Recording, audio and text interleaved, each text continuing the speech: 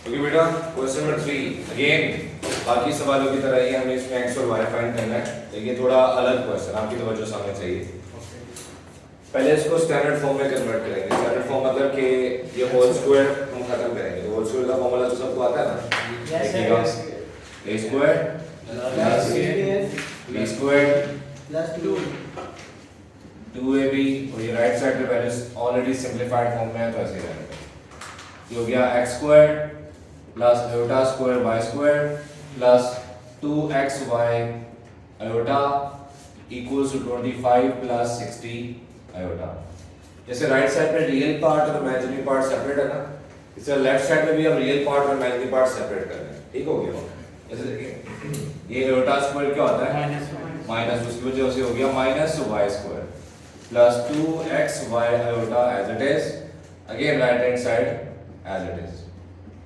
अच्छा, अगेन दोनों के साथ आयोटा नहीं है तो ये रियल पार्ट है, इसके साथ आयोटा है तो 2xy इमेजिनरी पार्ट है। Same real part 25, imaginary part 60। Real और इमेजिनरी पार्ट अलग अलग हो गए हैं तो कंपेयर करके हम दो इक्वेशन बना लेते हैं।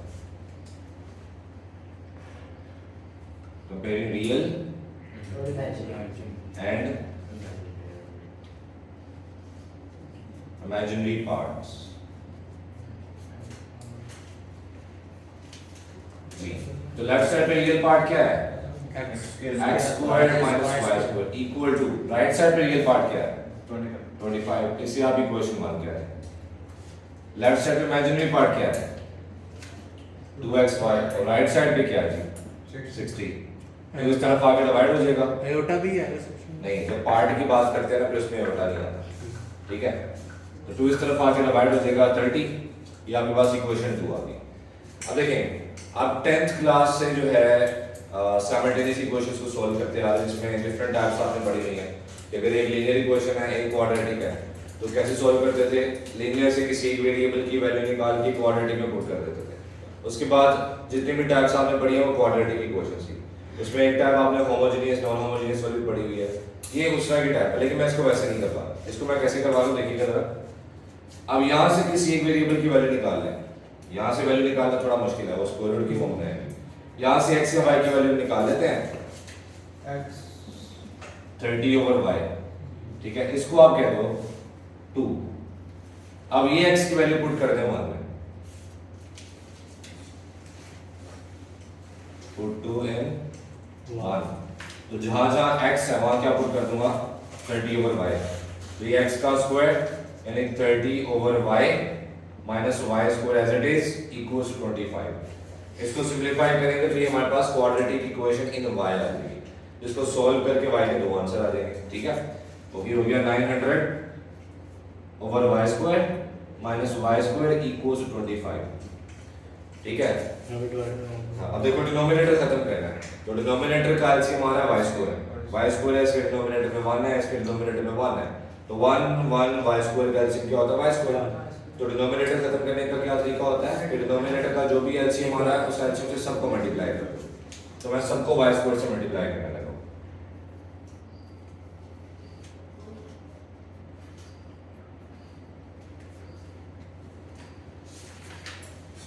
ये आपने 900 लिखा हुआ 900 जी, जब इसको y स्क्वायर से मल्टीप्लाई करेंगे तो y स्क्वायर कट जाएगा, 900 रह गया, माइनस जब इसको y स्क्वायर से मल्टीप्लाई करेंगे y स्क्वायर का होल स्क्वायर हो जाएगा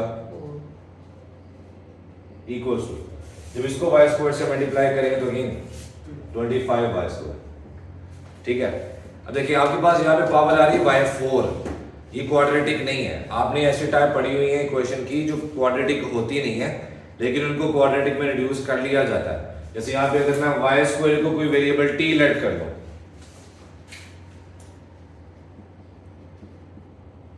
तो y स्क्वायर की जगह क्या सब्स्टिट्यूट करने लगा हूं? t। जरा गौर से देखिएगा, ये 900 as it is minus y square की जगह आ गया t और t का स्क्वायर इक्वल्स टू 25 t। इसको स्टैंडर्ड फॉर्म में कन्वर्ट कर लें। देखें, अगर आप t स्क्वायर पॉजिटिव बनाना चाह रहे हैं तो सारी वैल्यूज को इस तरफ ले आते हैं। t स्क्वायर इस तरफ आगे क्या हो जाएगा? प्लस, ये plus 25 t as it is, 900 इस तरफ आके क्या हो जाएगा? माइनस, इक्वल टू 0 यहाँ लिख लें, यहाँ लिख लें, फर्क नहीं पड़ता। ठीक है, ओके, क्वाड्रेटिक इक्वेशन इन t आ गई। तो आपकी मर्जी, अगर मिड टर्म ब्रेकिंग होती है मिड टर्म ब्रेक कर ले, या क्वाड्रेटिक फॉर्मूला लगाना है तो सब्स्टिट्यूट, तो मैं क्वाड्रेटिक फॉर्मूला लगा लेता हूँ। उसके मुताबिक हमारे पास a क्या है 1, b क्या है 25, c क्या है -900। कैलकुलेटर निकाल के रखें, फॉर्मूले का रेफरेंस दे रहा हूँ पहले मैं।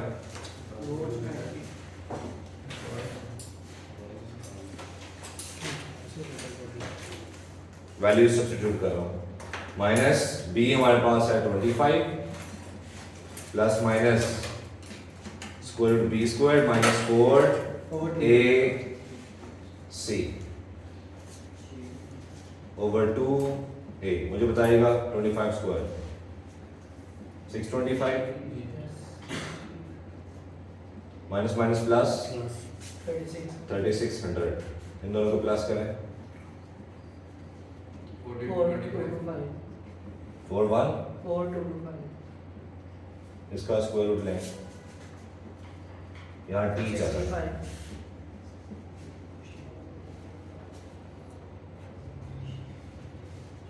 क्या है 65। देखिए अब प्लस के साथ अलग कर लेता हूँ, माइनस के साथ अलग कर लेता हूँ, t की दो वैल्यूज आ गई, प्लस 65 के साथ अलग, माइनस 65 के साथ अलग जी। 40 ओवर 2 क्या हो जाएगा 20, 90 ओवर 2 माइनस 45। ठीक है, हमने t तो नहीं फाइंड करना, t क्या ऐड किया हुआ था, तो t की जगह वापस क्या सब्स्टिट्यूट कर देते हैं y square equals to 20, y square equals to minus 45 जी। स्क्वायर खत्म करने के लिए दोनों तरफ स्क्वायर रूट लेंगे, ये क्या होता है 205, चूंकि स्क्वायर रूट लिया तो प्लस माइनस, ये y के दो आंसर आ गए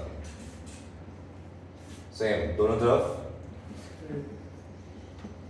इसको लिख सकता हूँ 45 का स्क्वायर रूट अलग और -1 का अलग, सही है। 45 को क्या लिख सकते हैं 3/5 प्लस माइनस, और ये क्या होता है आयोटा। ठीक है, ये y की वैल्यू है। देखिए हमारे सवाल में x भी है y भी है, y की तो वैल्यूज निकल है, अब x की वैल्यूज निकालने के लिए ये दोनों वैल्यूज आप सब्स्टिट्यूट कर दें 2 में या 1 में, आपकी मर्जी है। ज्यादा आसान इक्वेशन 2 है तो मैं 2 में सब्स्टिट्यूट कर रहा हूँ।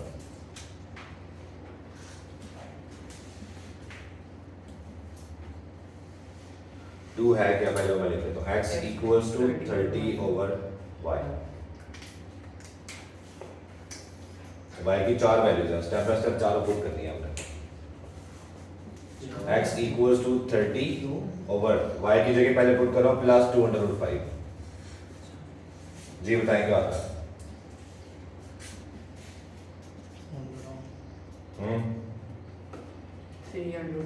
305 और अगर आप प्लस माइनस दोनों के साथ करें प्लस माइनस 305 आ गई, मतलब इस y के साथ x की ये दो वैल्यूज आ गई। अब इस पे चेक करते हैं जी, इसको एरो लगा के मैं थोड़ा डिफरेंशिएट कर देता हूँ अगेन 30 ओवर, अब y की जगह मैं ये वैल्यू पुट करने लगा हूँ प्लस माइनस 305 आयोटा आयोटा ऐसे कर देंगे ना 30 ओवर प्लस माइनस 305 है ना, साथ 1 ओवर आयोटा मैं ऐसे कर देता हूँ। ठीक है, देखो इसका आंसर तो वही आएगा जो किसी ने कैलकुलेट किया हुआ है, बल्कि नहीं कुछ हो रहा है। इसका आंसर बताओ क्या था 205 साथ प्लस माइनस, और मैं पता 1 ओवर आयोटा क्या होता है माइनस आयोटा के बराबर होता है। ठीक है, अगर नहीं पता तो उसको साइड पे सिंपलीफाई कर सकते हो आप। 1 ओवर आयोटा यानी इसको सिंपलीफाई करना है तो कैसे करते हैं, और पता है डिनोमिनेटर में आयोटा नहीं आना चाहिए, तो डिनोमिनेटर से आयोटा खत्म करने के लिए इसके कॉन्जुगेट से मल्टीप्लाई डिवाइड किया जाता है। सही है, तो ऊपर हो गया माइनस आयोटा, नीचे आ गया माइनस आयोटा का स्क्वायर, माइनस आयोटा ऊपर एज इट इज। अब आयोटा स्क्वायर क्या होता है तो माइनस माइनस प्लस 1, तो 1 ओवर आयोटा क्या होता है माइनस आयोटा। ठीक है, तो इस 1 ओवर आयोटा की जगह डायरेक्ट आप माइनस आयोटा पुट कर सकते हैं।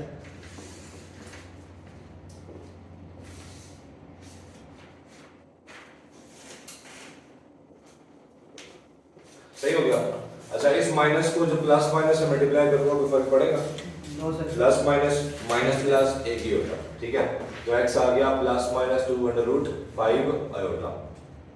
डन। अब सॉल्यूशन सेट कैसे बनाना देखना था जी। x आपके पास है प्लस माइनस 2√5 आयोटा। ये x किस y की वजह से आया? इस y की वजह से, तो इसके साथ ये वाला y लिख हो गया, ये एक ऑर्डर पेयर कॉमा। अब दूसरा x हमारे पास क्या है? Plus minus 3√5। अब ये x किस y की वजह से आया?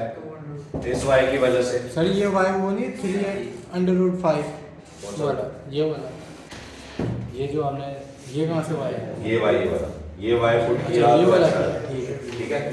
तो दोनों ऑर्डर पेयर लिख लिए। अब इसको सेट बनाने के लिए बेटा कर्ली ब्रैकेट्स आता है।